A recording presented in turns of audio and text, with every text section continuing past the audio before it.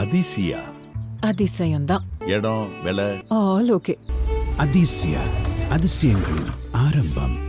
அதிசயா அதிசயம் நடக்கும் நிச்சயமா. சிங்கம் ஒரு சிங்கம் எப்போ எதுலயும் பெக்யூலியர் தான். ஒரு முறை சிங்கம் கர்ஜிச்சதுன்னா அந்த சவுண்ட்ல ஒரு 8 கிலோமீட்டருக்கு சும்மா அதிரும், எல்லா திசைகளும் அதிரும். அப்படிப்பட்ட அந்த சிங்கம் வேட்டைக்கு மட்டும்தான் வெளியில வரும், வேடிக்கை பார்க்கறதுக்கெல்லாம் வெளியில வராது.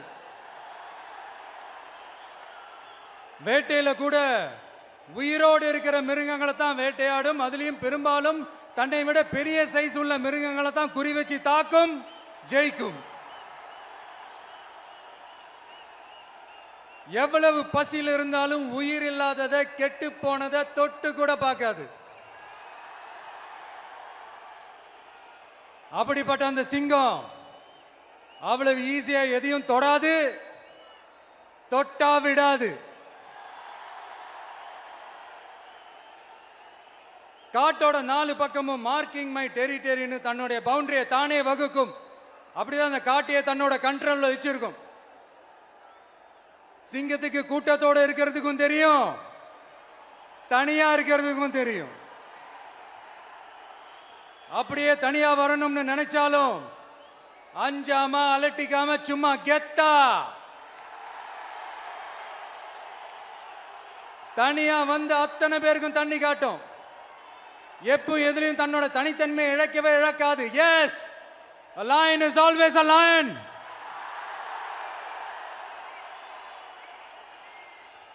There are so many jackals and other animals in the forest, but there will be only one lion.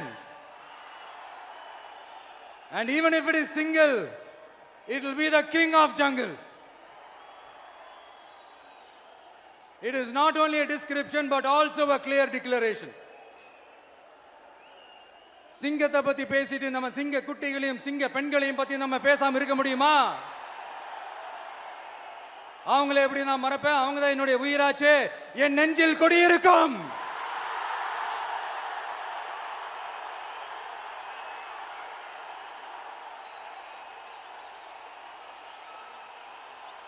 என்னுடைய தோழர்களுக்கும் தோழிகளுக்கும்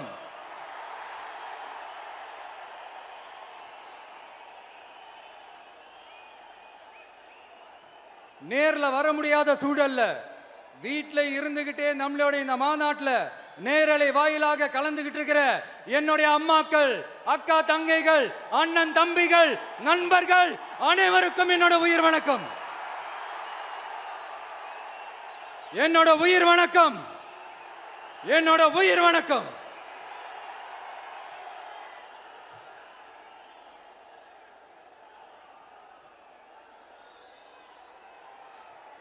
வீரம் விளையும் மாமதுரை மண்ணை வணங்குகிறேன்.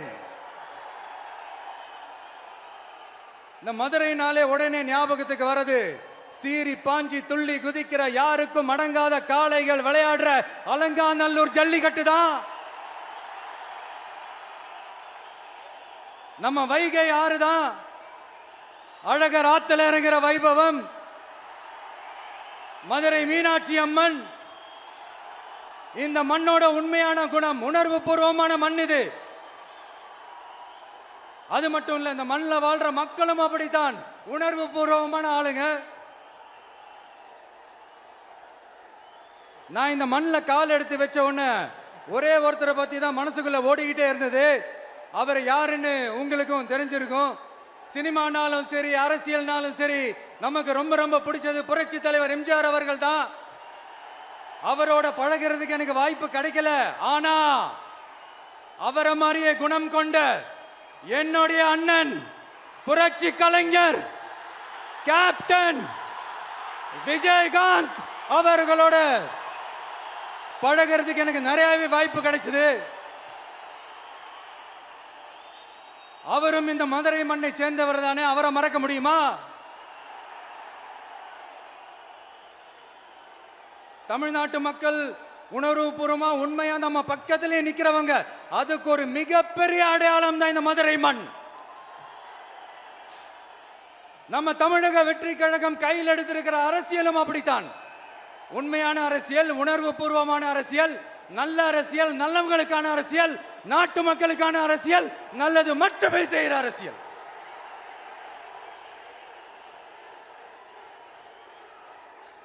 இதோ நம்மளுடைய இந்த 2வது மாநில மாநாடு வாகை சூடும் வரலாறு திரும்புகிறது. அப்படி இந்த மாநாட்டுக்கு பேர் வச்சிருக்கிறோம். 1967லயும் 1977லயும் நம்ம தமிழக அரசியல் ஒரு மிகப்பெரிய ஆட்சி அதிகார மாற்றங்கள் ஒண்ணு நடந்துச்சு இல்லையா? அதே மாதிரிதான் அடுத்த வருஷம் 2026ல அப்படி ஒரு வரலாறு திரும்ப போகுதுன்னு உறுதியா சொல்றதுக்கான மாநாடு தான் நம்மளோட இந்த 2வது மாநில மாநாடு. விக்கிரவாண்டி விசாலையில் நம்மளுடைய ஃபர்ஸ்ட் மாநாடு நடத்தணும், வெற்றி கொள்கை திருவிழா. அதுக்கப்புறமே நீங்க பார்த்திருப்பீங்க, தமிழக அரசியல் அந்த தட்ப வெப்பத்தையே மாத்தினுச்சு. நமக்கு எதிராக எத்தனை குரல்கள். ஆனா உங்களுக்கு தான் நம்மளை பத்தி நல்லா தெரியுமே, எந்த குரலையும் காதலையே போட்டுக்காம மக்களோட குரலை மட்டுமே கேட்டுக்கிட்டு நமக்கு எதிராக வர அத்தனை கூக்குரல்களையும் சின்னதா ஒரு சிரிப்போடவே கடந்து வந்திருக்கிறோம். அது இல்லாம நம்ம மாநாட்டில் ஒலிக்கிற இந்த குரல், இந்த ஒற்றை தமிழ் மகனோட குரல் மட்டுமல்ல, ஒட்டுமொத்த தமிழ்நாட்டு மக்களுடைய குரல். தமிழ்நாட்டில் இருக்கிற ஒவ்வொரு வீட்டில இருந்தும் ஒலிக்கிற குரல், ஒட்டுமொத்த உலகெங்கும் வாழும் ஒவ்வொரு தமிழ் வீட்டிலிருந்தும் எழும் குரல். இந்த சினிமா என்கிற மாபெரும் கலை ஆயுதத்தின் வாயிலாக சாதி, மதம், இனம், பாலினம், மொழி கடந்து இந்த நாட்டின் மூளை முடுக்கெங்கும் ரசிகர்களாக இருந்து தோழர்களாக நம்மோடு பயணிக்க துவங்கியுள்ள அனைவரோடும் இணைந்த ஒவ்வொரு மனிதருக்காகவும் ஒலிக்கிற உரிமை குரல். மாநில உரிமைக்காக, பெண் உரிமைக்காக, சமூக நீதிக்காக, சமநீதிக்காக, மதச்சார்பின்மைக்காக உண்மையா ஒலிக்கிற குரல். அதனால் இந்த குரலுக்கு எதிராக இன்னும் இன்னும் எத்தனை குரல்கள் வந்தாலும் ஓங்கி ஒலிக்குமே தவிர ஒரு நாளும் ஓயவே ஓயாது. Yes, it is an unstoppable voice, an unstoppable force.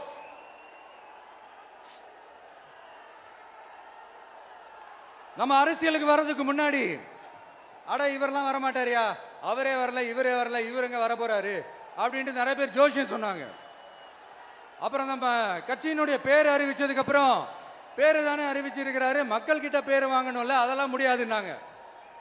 அப்புறம் ரொம்ப முக்கியமா மாநாடுலாம் எவ்வளவு பெரிய விஷயம், அதெல்லாம் இவர் ஒத்தால எப்படி பண்ண முடியும், சும்மா பக்கத்தில் புசியானதை வச்சுக்கிட்டு மாநாடுல எப்படி நடத்தி காட்ட முடியும், அதெல்லாம் அவங்களால முடியாது. அப்புறம் மழை பெஞ்சு எல்லாத்தையும் எடுத்துரும், ஏன் என் கூட இருக்கிறவங்களே கூட தான் சொன்னாங்க. அதுக்கப்புறம் என்ன நடந்துச்சுன்னு உங்க எல்லாருக்குமே தெரியும். இப்ப புதுசா ஒண்ணு சொல்ல ஆரம்பிச்சிருக்கிறாங்க. அது என்னடானா, ஆட்சியை பிடிக்கிறதெல்லாம் அவ்வளவு ஈஸி இல்லை இல்லையா. இப்ப அதெல்லாம் விட்டாங்க, இப்ப இங்க வந்துட்டாங்க. இவர் நேரா ஷூட்டிங்ல இருந்து வருவாராம், வந்து ஆட்சியை பிடிப்பாராம். அது எப்படி இவராலே முடியும், அவராலே முடியல, இவராலே முடியல, அவருக்கு அத்தனை வருஷம் ஆச்சு, இவராலே எப்படி முடியும்ட்டு ஒரு பக்கம். இன்னொரு பக்கம் கூட்டம்லாம் ஓகே தான், அது எப்படி ஓட்டா மாறும் அப்படின்றது இன்னொரு பக்கம். இப்படி கதை, திரைக்கதை, வசனம், இயக்கம், பாடல்கள்,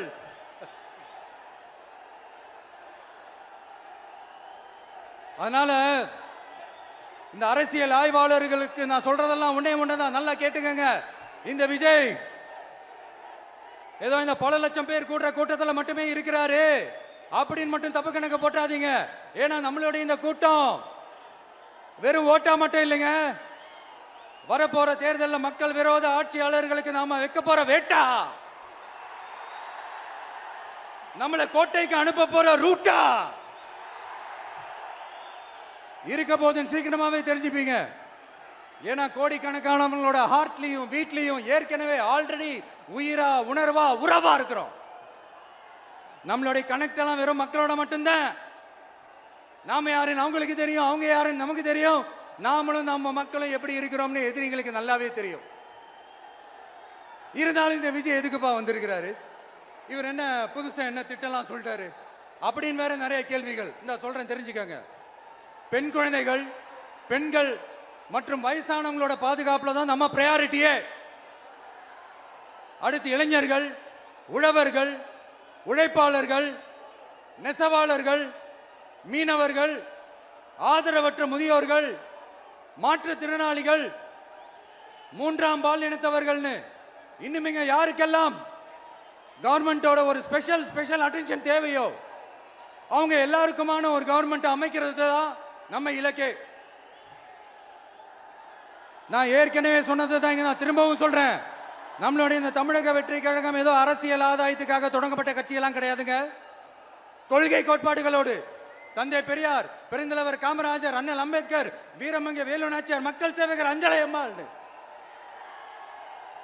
நம்மளுடைய 5 கொள்கை தலைவர்களோட வழிகாட்டுதல்களோடு தொடங்கப்பட்ட கட்சி. நம்ம ஸ்டாண்ட்ல நாம எப்பவுமே ஸ்ட்ராங்கா தாங்க இருக்கிறோம். அதுல எந்த மாற்றத்துக்கோ எந்த சமரசத்துக்கோ துளி கூட இடமில்லை. நம்மளுடைய ஒரே கொள்கை எதிரி பாஜக தான். நம்மளுடைய ஒரே அரசியல் எதிரி திமுக தான். எப்படி? நம்மளுடைய ஒரே கொள்கை எதிரி, நம்மளுடைய ஒரே அரசியல் எதிரி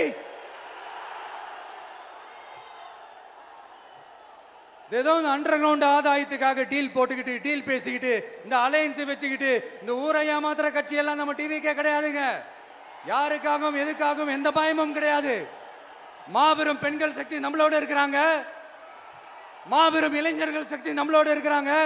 ஒட்டுமொத்த தமிழ்நாட்டு மக்களுடைய சக்தி நம்மளோட நிக்கிறாங்க. அப்படி இருக்கும்போது இந்தியாவில் இருக்கிற எல்லா ஸ்டேட்லயும் வாழ்ற நம்ம தமிழ் நெஞ்சங்கள் மட்டும் இல்ல, உலகம் பூரா 100க்கும் மேலான நாடுகள்ல வாழ்ற நம்ம தாய் தமிழ் உறவுகள் எல்லாருமே என்ன விஜய் தளபதி விஜய் இல்லனா விஜய் தளபதி இப்படி சொந்தம் கொண்டாடுற கோடிக்கணக்கானவங்களோட அன்பு மாசியும் நம்மளோட இருக்கும்போது, இவங்க எல்லாருமே நம்மளோட நிற்கும் போது எதுக்குங்க இந்த பாசிச பாஜகவோட நேரடி கூட்டணியோ இல்ல மறைமுக கூட்டணியோ உறவு வச்சுக்க? நாம என்ன உலகமாக ஊழல் கட்சி? என்ன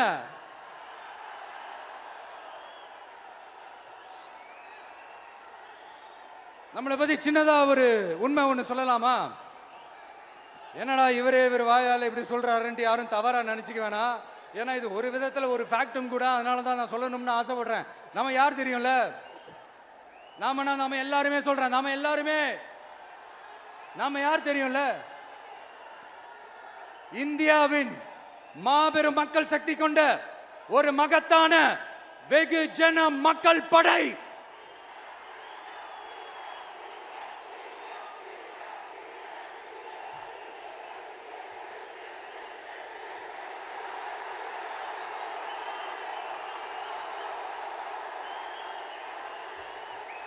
அதனால நம்ம தலைமையில நாம் அமைக்க போற இந்த உண்மையான மக்களாட்சிக்கான அச்சாரமாக மாபெரும் மக்கள் சக்தியே அணி அணியாக நம்மளோட திரண்டு நிக்கிறப்போ இந்த அடிமை கூட்டணியில சேர வேண்டிய அவசியம் நமக்கு இருக்குங்க.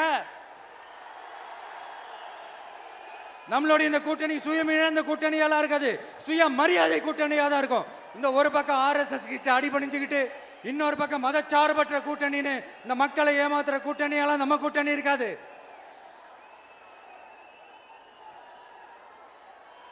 நான் இப்பவும் சொல்றேன், நம்மளை நம்பி வர்றவங்களுக்கு ஆட்சியிலும் அதிகாரத்திலும் உறுதியாக பங்களிப்பு செய்யப்படும். உடனே இந்த கேள்விகள்லாம் வரும். அப்ப யாரு கூட்டணி, யாரு வரா, யாரு போறா, இந்த கேள்விகள்லாம் வரும். இந்த கேள்விகளுக்கெல்லாம் ஒரே ஒரு பதில் தான், சஸ்பென்ஸ்ல சஞ்சாரம் செய்யுங்க. ஆனா ஒண்ணு, 2026ல 2 பேருக்கு நடுவுல தான் போட்டியே. ஒன்னு டிவிகே, இன்னொன்னு டிஎம்கே. இந்த போட்டி எப்படி இருக்க போதுன்னா, இந்த அலையன்ஸை வச்சு எப்படியாவது நம்ம தப்பிச்சிடலாம். என்ன இந்த பழைய இந்த மேத்தமேட்டிக்ஸ், அரித்மேட்டிக்ஸ் இதெல்லாம் வச்சு எப்படியாவது நம்ம தப்பிச்சிடலாம் அப்படின்னு நினைக்கிறவங்களோட அந்த கனவு ஒரு நாளும் மைப்படாது. சரி, இப்ப நம்ம வேற ஒரு ஏரியாவுக்கு ஒன்று வருவோம். எதிர்காலம் வரும், என் கடமை வரும், இந்த கூட்டத்தின் ஆட்டத்தை ஒழிப்பேன்.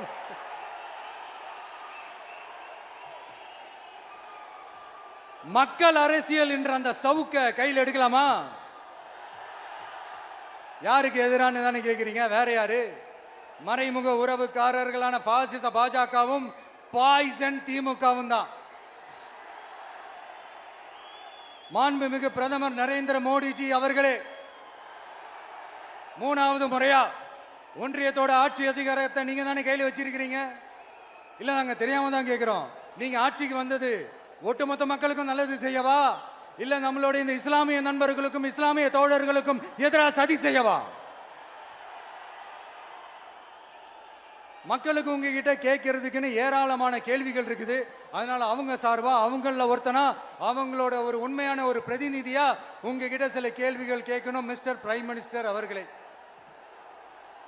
நம்ம தமிழ்நாட்டு மீனவர்கள் கிட்டத்தட்ட ஒரு 800 பேருக்கு மேல இலங்கை கடற்படையால தாக்கி அழிக்கப்பட்டிருக்கிறாங்க. அதை கண்டிக்கிறதுக்காக உங்களை பெருசா எதுவும் செய்ய சொல்லல, சின்னதா ஒண்ணே ஒண்ணு மட்டும் செஞ்சு கொடுங்க. இனிமேலாச்சும் எங்களுடைய மீனவர்கள் பாதுகாப்பா இருக்கிறதுக்காக இந்த கச்சத்தீவை இலங்கை கிட்ட இருந்து மீட்டு கொடுத்துருங்க, அது போதும். உங்களுடைய இந்த முரட்டு பிடிவாதத்தால நீங்க நடத்துற இந்த நீட்டு தேர்வு, அதனால இங்க என்னென்ன நடக்குதுன்னு சொல்றதுக்கே மனசு வலிக்குது. அதனால அந்த நீட்டு தேர்வு தேவையில்லைன்னு அறிவிச்சிருங்க, அது போதும். செய்வீர்களா திரு நரேந்திரபாய் தாமோதர் மோடிஜி அவர்களே? எங்களுக்கு என்னென்ன தேவையோ என்னென்ன நல்லதோ அதெல்லாம் செய்ய மாட்டேங்கிறீங்க. ஆனா ஆட்சி அதிகாரத்தை மட்டும் கையில வச்சுக்கிட்டு மக்களை ஏமாத்த நேரடியாக ஒரு பாசிச பாஜக அடிமை கூட்டணி ஒண்ணு. அடுத்து உங்களோட இந்த மைனாரிட்டி ஆட்சியை ஓட்டுறதுக்காக மறைமுகமாக RSS அடிமை குடும்பம்னு இன்னொரு கூட்டணி. இப்படி மக்கள் சக்தியே இல்லாத இந்த ஊழல் கட்சிகளை மிரட்டி அடிபணிய வச்சு 2029 வரைக்கும் சொகுசு பயணம் போயிடலாம்னு திட்டம் தீட்டி வச்சிருக்கிறீங்க. அதானே ஜி? என்ன ஜி? ஒண்ணு மட்டும் சொல்றேன், தெரிஞ்சுக்கங்க. என்னதான் நீங்க இந்த நேரடி மறைமுக கூட்டணி குட்டிகரணம் போட்டாலும் தாமரை இலையில தண்ணியே ஒட்டாது. தமிழக மக்கள் மட்டும் எப்படி ஒட்டுவாங்க?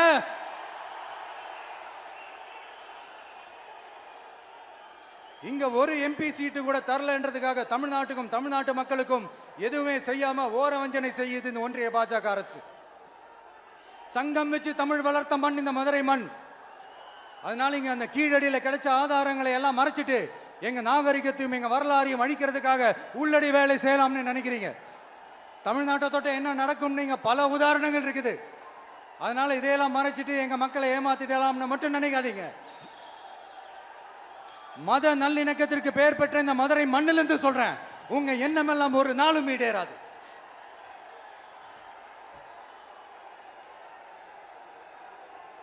எம்ஜிஆர்னா யார் தெரியும்ல? அவர் மாஸ்னா என்னன்னு தெரியும்ல? அவர் உயிரோடு இருக்கிற வரைக்கும் அந்த சிஎம் சீட்டை பத்தி ஒருத்தராலையும் நினைச்சு கூட பார்க்க முடியல, கனவு கூட காண முடியல. எப்படியாவது அந்த சிஎம் சீட்டை என்கிட்ட கொடுத்துருங்க, என் நண்பர் எம்ஜிஆர் திரும்ப வந்ததுக்கு அப்புறம் நான் திருப்பி கொடுத்துட்றேன்னு தன்னோட எதிரியை கூட மக்கள் கிட்ட கெஞ்ச வச்சவர் எம்ஜிஆர். எப்படி கெஞ்ச வச்சவர்? அதனால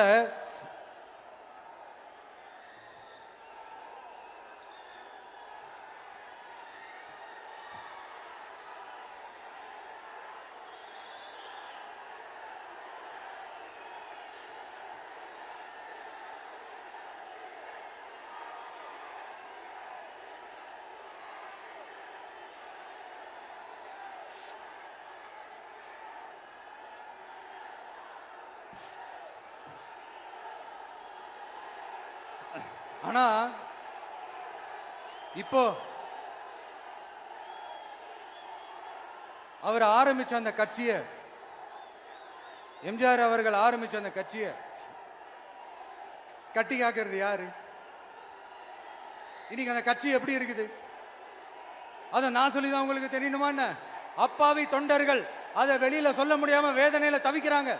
2026 சட்டமன்ற தேர்தலில் யாருக்கு ஓட்டு போடணும், எப்படிப்பட்ட ஆட்சி இங்க அமையணும்னு அந்த அப்பழுக்கற்ற அந்த தொண்டர்களுக்கும் ரொம்ப நல்லாவே தெரியும். அதனால என்ன வேஷம் போட்டுக்கிட்டு பாஜக இங்க தமிழ்நாட்டுக்குள்ள வந்தாலும் அவங்க வித்தை எல்லாம் இங்க வேலைக்கே ஆகாது. இப்படி பொருந்தா கூட்டணியா இந்த பாஜக கூட்டணி இருக்கிறதுனால இப்ப ஆட்சியில இருக்கிற இந்த வெற்றி விளம்பர மாடல் திமுக என்ன செய்யுதுன்னு தெரியும்ல? பாஜகவோட உள்ளுக்குள்ள ஒரு உறவை ஒன்று வச்சுக்கிட்டு வெளியில எதிர்க்கிற மாதிரி, அப்படி எதிர்க்கிற மாதிரி ஒரு டிராமா ஒன்று பண்ணிக்கிட்டு, எதிர்கட்சியா இருந்தா போங்க மோடின்னு பலூன் விடுறது, ஆளுங்கட்சியா இருந்தா வாங்க மோடின்னு கொடை பிடிச்சுக்கிட்டு கும்பிடு போடுறது. இது மட்டுமா? ஒரு ரைடுன்னு ஒன்று வந்துட்டா போதும், இது வரைக்கும் போகவே போகாத ஒரு மீட்டிங், அதை காரணம் காட்டி டெல்லிக்கு போறது, அங்க ஒரு சீக்கிரட் மீட்டிங் நடத்துறது. நல்லா நோட் பண்ணணும் மக்களே, அந்த மீட்டிங் அப்புறம் இந்த இஷ்யூ அப்படியே காணாம போயிருக்குமே. அதேதான் Stalin uncle, what uncle is very wrong uncle.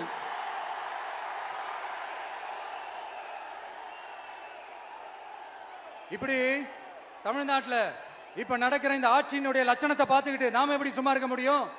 ஒரு தவறு செய்தால், அதை தெரிந்து செய்தால், அவர் கபட நாடக மு.க. ஸ்டாலின் அங்கிளாகவே இருந்தாலும், அங்கிள் உங்களுக்கு மனசாட்சின்னு ஒன்று இருந்துச்சுன்னா நாங்க கேட்கிற கேள்விகளுக்கு மட்டும் கொஞ்சம் பதில் சொல்லுங்க அங்கிள். நீங்க நடத்துற இந்த ஆட்சியில நேர்மை இருக்கா? நியாயம் இருக்கா? ஊழல் இல்லாம இருக்கா? சட்டம் ஒழுங்கு சரியா இருக்கா? பெண்களுக்கு பாதுகாப்பு இருக்கா? பொதுமக்களுக்கு பாதுகாப்பு இருக்கா? இயற்கை வளங்களுக்கு பாதுகாப்பு இருக்கா? சொல்லுங்க மை டியர் அங்கிள், சொல்லுங்க. டாஸ்மாக்ல மட்டுமே இது வரைக்கும் 1000 கோடிக்கு மேல ஊழல்னு சொல்றாங்க. அதுல மட்டுமா தப்பு நடக்குது? வேற எதுல தான் நடக்கல? உலகத்திலே மிஸ்டர் கிளீன் ரெக்கார்ட்ஸ் எல்லாம் உங்களுக்கும் உங்க கூட இருக்கிறவங்களுக்கும் மட்டும்தான் அங்கிள் கொடுக்கணும். இதை பார்த்து வாயே இல்லாத ஊரு கூட வயிறு வலிக்கு சிரிக்குது. பெண்களுக்கு 1000 ரூபாய் கொடுத்துட்டீங்கன்னா போதுமா அங்கிள்? அப்படியே அது மூடி மறைச்சிடலான்னு பாக்குறீங்களா? படிக்கிற இடத்துல, வேலைக்கு போற இடத்துல, வெளியில போற இடத்துலன்னு அவங்களுக்கு பாதுகாப்பே இல்லைன்னு ஒட்டுமொத்த பெண்களும் கதறாங்க. அந்த கதறல் சத்தம் ஏதாவது உங்க காதுல கேக்குதா அங்கிள்? இதுல வேற உங்க அப்பான்னு கூப்பிடுறாங்கன்னு வேற சொல்றீங்க. What is this uncle? Is very very wrong uncle, is very very wrong. பெண்களுக்கு மட்டுமா பொய் வாக்குறுதி கொடுத்து ஏமாத்துறீங்க? அரசு ஊழியர்கள், ஆசிரியர்களை ஏமாத்துறீங்க, விவசாயிகளை ஏமாத்துறீங்க, பரந்தூர்ல பாதிப்பே வராதுன்னு சொல்லி ஏமாத்துறீங்க, மீனவர்களை ஏமாத்துறீங்க, போதைப் பொருள் கலாச்சாரத்தை ஒழிக்காம ஏமாத்துறீங்க. ஐயோ, very very first uncle, very very first. எப்படி கேட்டாலும் இவங்க கிட்ட இருந்து எந்த பதிலும் வரப்போறதில்லை. ஏன்னா இருந்தா தானே. இப்ப ஆட்சியில இருக்கிற நம்மளுடைய அங்கிள் பதில் சொல்றது இருக்கட்டும். மக்களை நீங்க சொல்லுங்க, நீங்க உண்மையை சொல்லுங்க. செய்வோம்னு சொன்னாங்களே, சொன்னதெல்லாம் செஞ்சாங்களா? உங்களை தான் கேட்கிறேன், சொன்னதெல்லாம் செஞ்சாங்களா? சத்தமா மை டியர் அங்கிள், கேக்குதா? மக்களோட சத்தம் கேக்குதா? இது வெறும் சாதாரணமான முழக்கம் தான். கூடிய சீக்கிரம் மக்களை போய் சந்திக்க போறேன், அவங்களோட மனசு விட்டு பேச போறேன். அதுக்கப்புறம் இந்த சாதாரணமான முழக்கம் இடி முழக்கமா மாறும். அத்தோட நிக்காது. அந்த இடி முழக்கம் தமிழ்நாட்டோட போர் முழக்கமா மாறும். அந்த போர் முழக்கம் உங்களை ஒரு நிமிஷம் கூட தூங்க விடாது. நடக்குதா இல்லையான்னு பாருங்க. என்னடா இவன் இவ்வளவு ஸ்ட்ராங்கா சொல்றானேன்னு பாக்குறீங்களா? எல்லாரும் கட்சி ஆரம்பிச்சதுக்கு அப்புறம் தான் ஒவ்வொரு வீட்டுக்குள்ளேயும் போறதுக்கு ட்ரை பண்ணுவாங்க. ஆனா நாங்க அப்படி இல்லை. ஒவ்வொரு வீட்டுக்குள்ளேயும் போனதுக்கு அப்புறம் தான் கட்சியாவே ஆரம்பிச்சிருக்கிறோம்.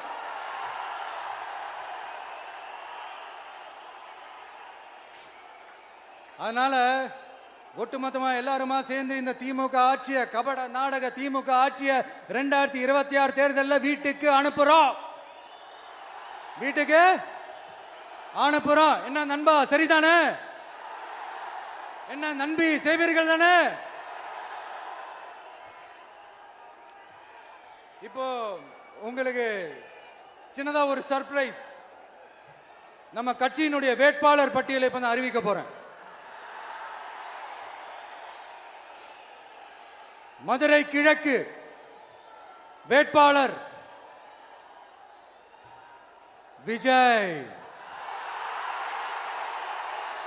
இன்னும் முடிக்கல. ஒரு நிமிஷம், இன்னும் முடிக்கல. மதுரை மேற்கு வேட்பாளர் விஜய். மதுரை மத்தி வேட்பாளர் விஜய். மதுரை தெற்கு வேட்பாளர் விஜய், மதுரை வடக்கு வேட்பாளர் விஜய், மேலூர் விஜய், சோழவந்தான் விஜய், திருப்பரங்குன்றம் விஜய், திருமங்கலம் விஜய், உசிலம்பட்டி விஜய்.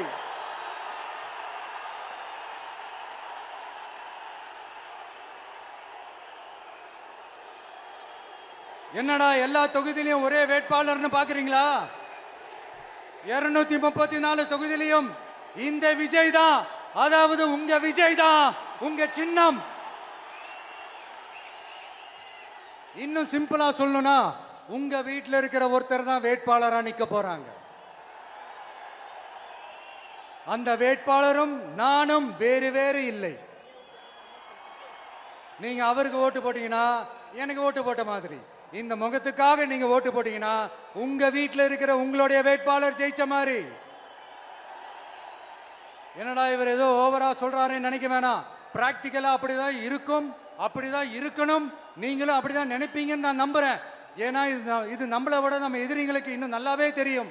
அதனால எல்லாம் இந்த அதிகார பலம் எல்லாத்தையும் தூக்கிட்டு வந்துருவாங்க. வரட்டும், பார்த்துக்கலாம். TVK will take it, TVK will meet it, TVK will compete with it and TVK will conquer it, TVK will conquer it.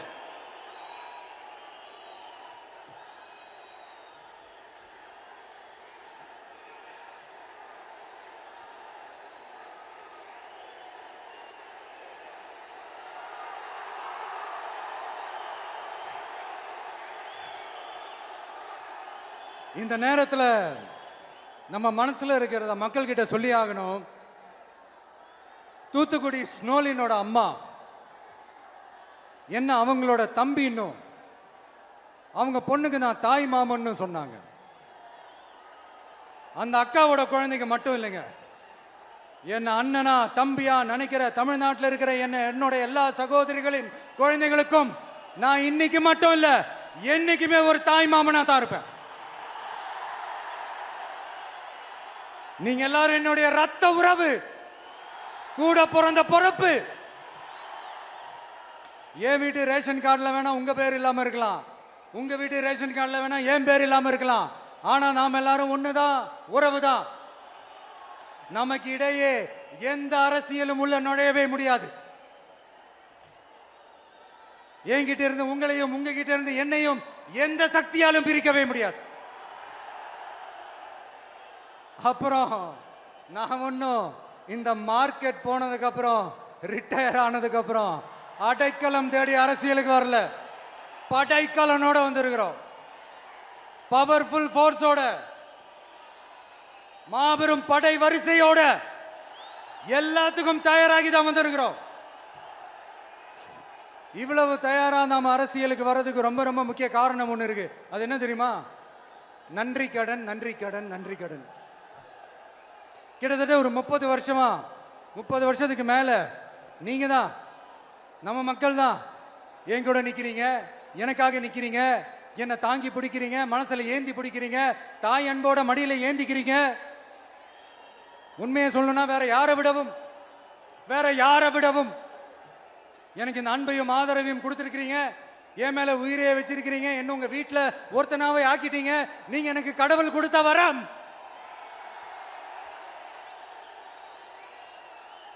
உலகம் பூரா நமக்காக நம்ம கூட நிக்கிற நம்ம மக்களை நான் எப்படி மறப்பேன்? நான் என் லைஃப்ல ரொம்ப உயிரா நினைக்கிறதே பெண்களை, குழந்தைங்களை, இளைஞர்களை, உழைக்கிற மக்களை தான். இவங்க தான் நம்மளோட வகைரா. இதை பார்த்து தான் நம்மளோட எதிரிகளுக்கு பத்தி எரியுது. அதுக்காக நாம் என்ன செய்ய முடியும்?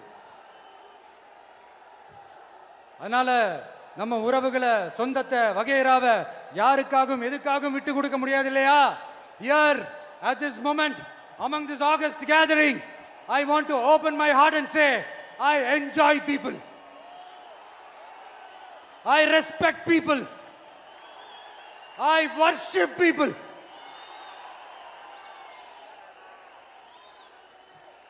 சரிப்பா, இவ்வளவு செஞ்ச நம்ம மக்களுக்கு நன்றி கடனா உன்னால முழுமையா செலுத்த முடியுமான்னு கேட்டா சத்தியமா சொல்றேன், என்னால முடியாதுதான்.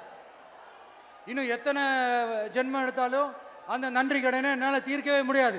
அப்புறம் என்ன மானாவுக்கடா நீ வந்திருக்க தானே கேக்குறீங்க? மைண்ட் வாய்ஸ் கேட்ட மாதிரி இருந்தது.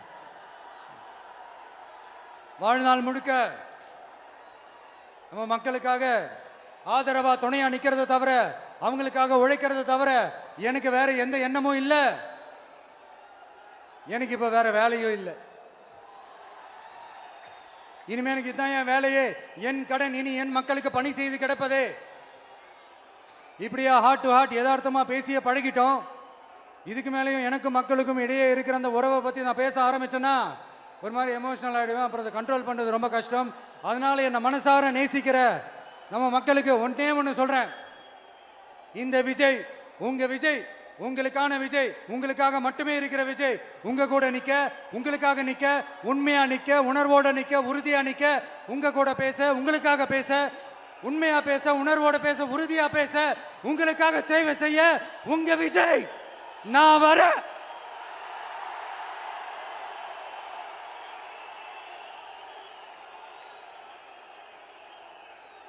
சொல்லல்ல முக்கியம், செயல் செயல் செயல் தான் முக்கியம். செய்கை தான் சும்மா சிறப்பா இருக்கணும். நான் ஆட்சிக்கு வந்தேன்னா சும்மா அது செய்வேன், இது செய்வேன், நல்லது செய்வேன், உருட்டுவேன், புரட்டுவேன், அதெல்லாம் கிடையாது. செய்யறதுக்கு, நல்லது செய்யறதுக்கு, நல்லது செய்யறதுக்கு மட்டும்தான் இந்த விஜய். அப்புறம் ஒரு அரசியல் தலைவன் அவன் சினிமாக்காரனா, நல்லவனா, கெட்டவனா, இதெல்லாம் தாண்டி அவன் உண்மையானவனா, அதுதான் ரொம்ப ரொம்ப முக்கியம். இது சம்பந்தமா ஒரு குட்டி கதை ஒன்று சொல்றேன். ஒரு நாட்டில் ஒரு ராஜா தனக்கு பக்கபலமா இருக்கிறதுக்காக, கூட துணையா இருக்கிறதுக்காக ஒரு தளபதியை தேடுறாரு. சரியான தகுதிகளோட ஒரு 10 பேர் செலக்ட் ஆகுறாங்க. ஆனால் அதில் ஒருத்தர் மட்டும் தான் செலக்ட் பண்ணணும். அதனால் அந்த ராஜா என்ன பண்ணுறாருன்னா ஒரு டெஸ்ட் வைக்கிறார். அந்த 10 பேர் கையிலையும் விதை நெல்லை கொடுத்து இதை நல்லா வளர்த்து கொண்டு வாங்க, ஒரு 3 மாதம் கழிச்சு வாங்கன்னு சொல்லி அனுப்பி வச்சிடுறாரு. 3 மாதம் கழிச்சு வரும்போது அதில் ஒருத்தர் ஆள் உயரத்துக்கு வளர்த்துருந்தாரு, ஒருத்தர் தோல் உயரத்துக்கு வளர்த்துருந்தாரு. அதில் ஒரு 9 பேரும் நல்லா வளர்த்து கொண்டு வந்திருந்தாங்க. ஒருத்தர் மட்டும் வெறும் தொட்டியோடவே வந்தார். என்னன்னு கேட்டதுக்கு, நானும் தண்ணி ஊற்றி ஊற்றி பார்க்குறேன், உரம் வச்சு வச்சு பார்க்குறேன், வளரவே மாட்டேங்குது ராஜா, என்ன பண்ணுறதுன்னு தெரியலன்னு சொன்னதுக்கு ராஜா அவரை கட்டி அணைச்சிக்கிட்டு, இனிமே நீதான் என்னுடைய தளபதி, எல்லா அதிகாரமும் உனக்கு தான் சொன்னார். ஏன்னா அந்த 10 பேர் கையிலையும் ராஜா கொடுத்தது அவித்த விதை நெல், அது முளைக்கவே முளைக்காது. அந்த 9 திருட்டு பயலும் என்ன பண்ணியிருக்காங்கன்னா வேற விதை நெல்லை வாங்கி அதை வளர்த்துட்டு ராஜாவையும் மக்களையும் ஏமாத்திருக்கிறாங்க. ஆனா இவர் மட்டும் உண்மையை போட்டு உடைச்சிட்டார். அதனால ஒரு நாட்டுக்கு திறமை எந்த அளவுக்கு முக்கியமோ அந்த அளவுக்கு உண்மையும் நேர்மையும் முக்கியம். இப்போ நீங்க எல்லாரும் தான் அந்த ராஜா.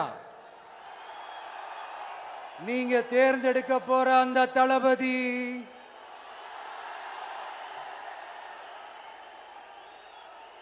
சும்மா சினிமாக்காரன் சினிமாக்காரன் சினிமாக்காரன். அம்பேத்கர் அவர்களை தோக்கடிச்சது சினிமாக்காரன் இல்ல, அரசியல்வாதி. காமராஜர் அவர்களை தோக்கடிச்சது, இங்க விருதுநகர் பகுதியில் தோக்கடிச்சது சினிமாக்காரன் இல்ல, இன்னொரு அரசியல்வாதி. இன்னைக்கும் நம்ம கூட வாழ்ந்துட்டு இருக்கிற நல்ல கண்ணு ஐயாவை தோக்கடிச்சது சினிமாக்காரன் இல்ல, அரசியல்வாதி. இப்படிப்பட்ட நல்ல நல்ல தலைவர்களை எதிர்த்து நின்று தோக்கடிக்கணும்னு அந்த எண்ணத்தை உருவாக்குனது சினிமாக்காரன் இல்ல, அரசியல்வாதி. அதனால எல்லா அரசியல்வாதியும் அறிவாளியும் கிடையாது, எல்லா சினிமாக்காரனும் முட்டாளும் கிடையாது. கான்பிடண்டா இருங்க, நல்லதே நடக்கும், வெற்றி நிச்சயம். மீண்டும் சந்திக்கும் வரை நன்றி, வணக்கம். அதிசயா அதிசயம்தான். இடம் விலை ஆல் ஓகே. அதிசயா அதிசயங்களின் ஆரம்பம். அதிசயா அதிசயம் நடக்கும் நிச்சயமா.